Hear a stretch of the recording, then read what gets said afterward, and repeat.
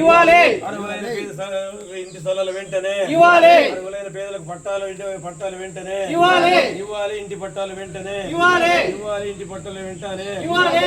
పట్టణాల్లో 2 సెంట్లు, గ్రామాల్లో 3 సెంట్లు వెంటనే ఇవ్వాలి. అర్హులైన ఇంటి స్థలాలు వెంటనే ఇవ్వాలి. అర్హులైన నిరుపేదలకు ఇంటి స్థలాలు వెంటనే ఇవ్వాలి. అర్హులైన నిరుపేదలకు ఇంటి పట్టాలు వెంటనే ఇవ్వాలి. పట్టణంలో 2 సెంట్లు, పల్లెల్లో 3 సెంట్లు వెంటనే ఇవ్వాలి. ఇవ్వాలి. అర్హులైన నిరుపేదలకు ఇంటి స్థలాలు వెంటనే ఇవ్వాలి.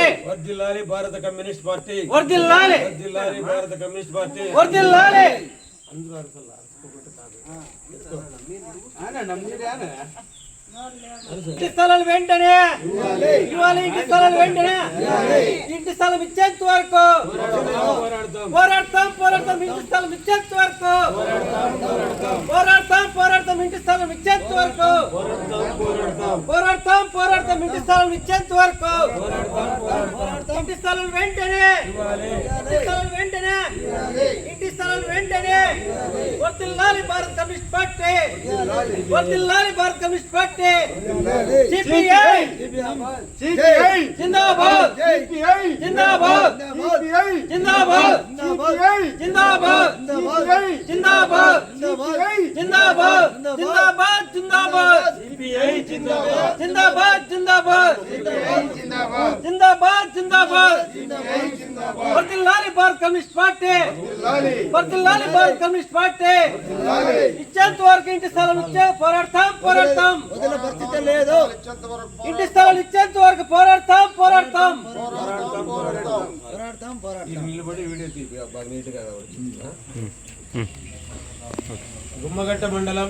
మళ్ళీ గుమ్మగట్టలో పక్కనే ఉన్నటువంటి గుమ్మగట్ట మండలంలో కల్లగోడు గ్రామస్తులు, అదేవిధంగా రంగచేడు గ్రామం, పూలకుంట గ్రామం తదితర గ్రామాల నుంచి ఈరోజు ఇంటి స్థలాలు లేవని చెప్పేసి ఇక్కడ ఎంఆర్ఓ కార్యాలయానికి గుమ్మగట్టలో రావడం జరిగింది.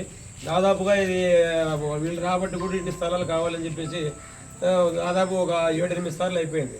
కానీ ఎప్పుడు వచ్చినా కూడా అధికారులు ఏమైనా నామమాత్రంగా స్పందించి ఇస్తామని చెప్పేసి కేవలం ఎవరైతే వారికి అనుకూలంగా ఉంటారో వాళ్ళకి మాత్రం ఇంటి పట్టాలు ఇచ్చి ఈరోజు కాలయాతన చేస్తూ ఉంది. ఈరోజు ప్రభుత్వం వచ్చి మళ్ళీ దాదాపు 20 నెలలు కావస్తూ ఉంది.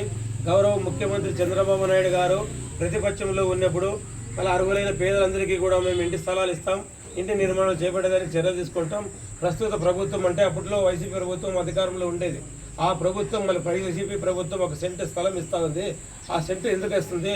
మేమైతే అధికారంలోకి వస్తే మళ్ళీ ప్రతి ఒక్కరికి కూడా గ్రామాల్లో 3 సెంట్లు, పట్టణాల్లో 2 సెంట్లు భూములు ఇంటి లేని నిరుపేదలకు ఇంటి స్థలాలు ఇస్తాం. అదేవిధంగా నిరుపేదలు అయితే ఎవరైతే ఉన్నారో, భూమి లేని రైతులు ఎవరైతే ఉన్నారో వాళ్ళందరికీ కూడా పట్టాలు ఇస్తాం, భూములు ఇస్తాం 2 ఎకరాలు అని చెప్పి మళ్ళీ గద్దెనెక్కిన ప్రభుత్వం ఈరోజు గద్దె ఎక్కిన తర్వాత ఇంతవరకు కూడా ఇంటి స్థలాలు ఇచ్చిన పాపాన పోలే. ఎక్కడే కానీ కొత్తగా ఇండ్లు మంజూరు చేసిన పాపాన పోలే. ఎవరైతే స్థలాలు ఉంటాయో వాళ్ళకి మాత్రం పట్టాలు ఇవ్వడం జరిగింది. కాబట్టి మేము సిపిఐ పార్టీగా మేము ఒకటే డిమాండ్ చేస్తూ ఉన్నాం ప్రభుత్వాన్ని. అయ్యా మీరు ప్రభుత్వం మళ్ళీ ఇప్పుడు అధికారంలో ఉన్నారు. గతంలో మీరు చెప్పిన అన్నమాట ప్రకారము, వాగ్దానం ప్రకారము ఈరోజు అర్హులైన పేదలు దాదాపు రాష్ట్రంలో 65% ఉన్నారు. మరి 65%లో మీరు ఎంతమందికి ఇల్లు ఇచ్చారని చెప్పేసి మేము ఈరోజు అడుగుతూ ఉన్నాం. కేవలం స్థలం ఉన్న వాళ్ళకి ఇచ్చి మీరు ఇంటి స్థలాలు ఇచ్చి చేతులు దులుపుకునే పరిస్థితికి ఏర్పడ్డారు. కాబట్టి రాష్ట్ర వ్యాప్తంగా కూడా ఈరోజు సిపిఐ పార్టీ ఆధ్వర్యంలో రాష్ట్ర వ్యాప్తంగా పెద్ద ఎత్తున ఆందోళన కార్యక్రమాలు చేపడుతూ ఉంది. ఎందుకంటే నేటికి కూడా ఈరోజు ఇల్లు లేకుండా ఇంటి స్థలాల్లో బాడిగట్లో ఉండేవాళ్ళు, ఇల్లు స్థలాలు లేకుండా కొట్టాల జీవనం సాగించేవాళ్ళు, మళ్ళీ మురుగు కాలువల పక్కన సాగించేవాళ్ళు ఈరోజు ఎంతోమంది అర్హులైన నిరుపేదలు ఉన్నారు. మళ్ళీ వీళ్ళంతా మీకు కనపెట్టాలని చెప్పేసి గౌరవ ముఖ్యమంత్రి చంద్రబాబు నాయుడు గారిని మేము అడుగుతూ ఉన్నాం సూటిగా. మీరు కాబట్టి మీరు దిగి వచ్చి ఇప్పుడు అర్హులైతే ఎవరైతే ఉంటారో వాళ్ళందరికీ కూడా గ్రామాల్లో 3 సెంట్ల స్థలం ఇవ్వాలి. ఇచ్చేంత వరకు మా పెద్ద ఎత్తున మేము సిపిఐ పార్టీ ఆధ్వర్యంలో ఈ లబ్ధిదారులు ఎవరైతే ఉంటారో, అర్హులమైన వాళ్ళు ఎవరైతే ఉంటారో వీళ్ళందరినీ తీసుకునే పెద్ద ఎత్తున ఆందోళన కార్యక్రమాలు చేపడతాం. అదేవిధంగా గ్రామాలు కూడా తిరిగి మీరు ఒకసారి పరిశీలన చేస్తే ఈరోజు భూములు లేని నిరుపేదలు ఎంతోమంది ఉన్నారు. గత వైసీపీ ప్రభుత్వంలో కూడా మళ్ళా ల్యాండ్ పూలింగ్ పేరుతో కొన్ని కార్యక్రమాలు కూడా చేపట్టడం జరిగింది. అప్పుడు కూడా ఎవరైతే భూములు ఉన్నాయో, భూములు లేకుండా వాళ్ళు ఉన్నారో వాళ్ళందరికీ కూడా 2 ఎకరాలు ఇస్తామని చెప్పేసి అర్జీలు తీసుకొని వాళ్ళకి అనుకూలంగా ఉండే వాళ్ళకి మాత్రం చెప్తా ఉంది. మళ్ళీ ఇచ్చుకుంటూ పోయింది. మళ్ళీ ప్రస్తుత ప్రభుత్వానికి చెప్తా ఉన్నాం, ముఖ్యమంత్రి గారికి, అదే పనికి ఉప ముఖ్యమంత్రి పవన్ కళ్యాణ్ గారు కూడా ఎన్నికల్లో ఎన్నో వాగ్దానాలు చెప్పారు. కానీ ఆ వాగ్దానాలు కూడా నేటికి నెరవేరని పరిస్థితి. ఎందుకంటే ఆయన ఒకసారి సనాతన ధర్మం అంటాడు, ఒకసారి ఇల్లు లేని పేదలకు లేదు మేము ఇంటి సహాయాలు చేస్తామంటాడు, నిరుద్యోగులు భర్తీ చేస్తామంటాడు. ఈరోజు 20 నెలలనే కూడా మళ్ళీ ఎక్కడే కానీ మళ్ళీ ఇంటి స్థలాలు ఇచ్చిన పాపాన పోలే, భూములు పంచిన పాపాన పోలే, మళ్ళీ నిరుద్యోగ సమస్య పరిష్కారం కూడా చేయలే. కాబట్టి ప్రభుత్వాలకు ఏమాత్రము నిరుపేదలపై చిత్తశుద్ధి ఉంటే ఈ కూటమి ప్రభుత్వానికి వాళ్ళు ఖచ్చితంగా పేదలు ఎక్కడైతే ఉన్నారో వాళ్ళందరికీ కూడా ఒకవైపే కాకుండా ఒక వర్గం కాకుండా అన్ని రకాల వారికి ఎవరైతే అర్హులైతే ఉంటారో వాళ్ళందరికీ కూడా ఖచ్చితంగా ఇంటి స్థలాలు ఇవ్వాలి.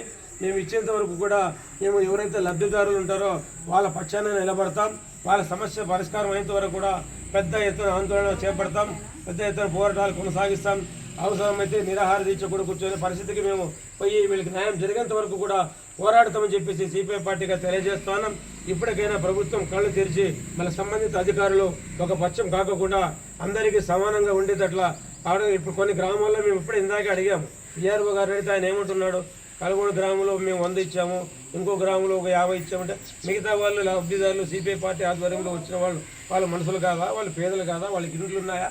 వాళ్ళు లేరు కాబట్టి వచ్చారు. మీరు ఇండ్లు వాళ్ళకి ఇచ్చినారు, ఇండ్లు లేని వాళ్ళకి ఎప్పుడు ఇస్తారు మీరు? కాబట్టి ఇలాంటివి చర్యలకు మీరు అధికారులు పాల్పడదండి. మీరు ఇదే విధంగా మీ ప్రవర్తన ఇదే విధంగా కొనసాగితే మీ పైన కూడా మేము వ్యతిరేకంగా కూడా పెద్ద ఎత్తున ఆందోళన కార్యక్రమాలు చేపట్టవలసిన పరిస్థితి ఏర్పడుతోంది. కాబట్టి ఈ ప్రభుత్వ అధికారులు కూడా మేము ఒకటే హెచ్చరిక చేస్తూ ఉన్నాం. సమానమైన న్యాయం ఉండాలి, సమానంగా వాళ్ళకి ఎవరైతే లబ్ధిదారులు వాళ్ళందరికీ అందేటట్లు చర్యలు తీసుకోవాలని చెప్పేసి సిపిఐ పార్టీగా మేము తెలియజేస్తా ఉన్నాం. వర్ధిల్లాలి భారత కమ్యూనిస్ట్ పార్టీ, వర్ధిల్లాలి వర్ధిల్లాలి భారత కమ్యూనిస్ట్ పార్టీ, వర్ధిల్లాలి సిపిఐ జిందాబాద్, సిపిఐ జిందాబాద్, సిపిఐ జిందాబాద్. అక్కడ ఏం పని ఉంటుంది ఎంఆర్ఓ వస్తున్నాడు, ఆయనకి ఇస్తామంటే ఇంక ఎంఆర్ఓతో మాట్లాడిపోతాం.